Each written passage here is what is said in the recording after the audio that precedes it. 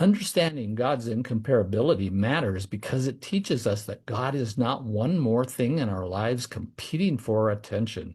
He is the one above all things, worthy of absolute trust, worship, and surrender. If there is no one like God, then nothing else deserves the place in our hearts that belong to Him. First, God's incomparability means He alone is worthy of worship. We are always tempted to give ultimate value to other things, success, relationships, approval, comfort, money, even ourselves. But if no one compares to God, then no created thing should sit on the throne of our hearts. His worth is unmatched.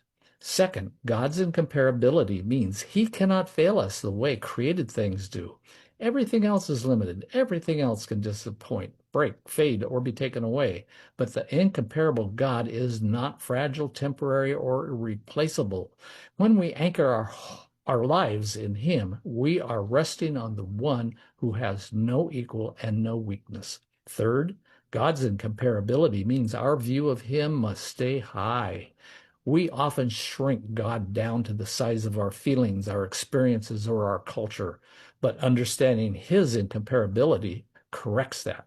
It reminds us that God is not a bigger version of us. He stands alone above every category, beyond every rival, and far greater than our small thoughts of Him.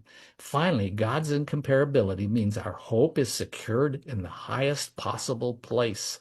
If God were merely strong, wise, or loving in a way that could be matched, our confidence would always be uncertain.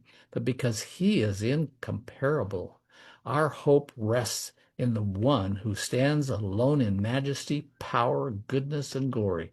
There is nowhere safer for our souls than to rest in our God.